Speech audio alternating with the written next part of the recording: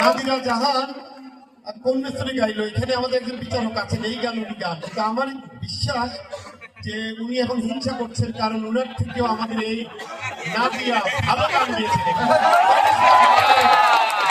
আপনি আপনি আপনি বলবেন প্রথমে, আপনার গান গিয়েছে, আপনি যেটা গাইলেন এই দেশি বিদেশি সুনাম কামাচ্ছেন।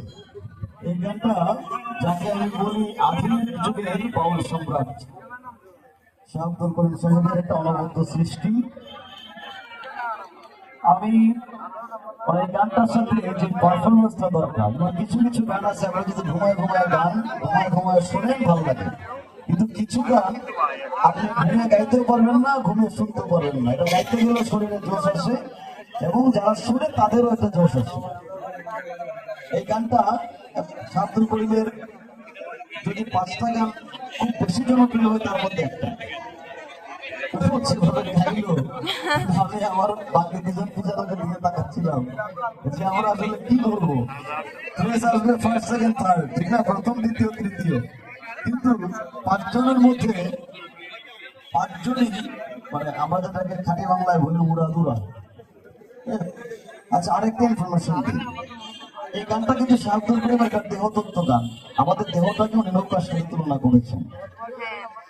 তো ও যেভাবে গাইলো শরীরটা ভুলিয়ে, ও যেমন বোঝাচ্ছে অঙ্গভঙ্গি দিয়ে যে আমার এই শরীরটাই নৌকা, এবং এই নৌকার সাথে শাহাবুল করিম সাহেব তুলনা করেছেন। ধন্যবাদ, অনেক বড় হোক জীবনে, অনেক অনেক আশীর্বাদ।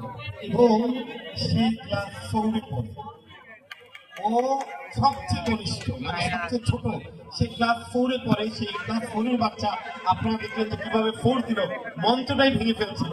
এবং এই অনুষ্ঠানে সবচেয়ে যদি অনন্য উচ্চতায় বলি, আমরা গান শুনি, আমরা চলে যাচ্ছি, শিল্পীরা গান গাইছে, আপনারা হাততালি দিয়ে চলে যান। এই অনুষ্ঠানের প্রধান বৈশিষ্ট্য আমাদের বিচারকদের রায়, আপনারা তারা কি বলছেন একটা গানের পরে, এইটাই অনুষ্ঠানটাকে অনন্য উচ্চতায় নিয়ে গেছে। আমার মনে হচ্ছে আপনাদের ভালো লাগছে। বিরোহী কালামিয়া ভাই বাচ্চার গান শুনছি, ও ভাই কালামিয়া ভাই বিরোহীর এখানে আপনি এটা খোয়া লাগবে, কিন্তু আজকে ওই একটু পরে বলবেন ফুলটা দিয়ে আনলে বড় গ্রুপ।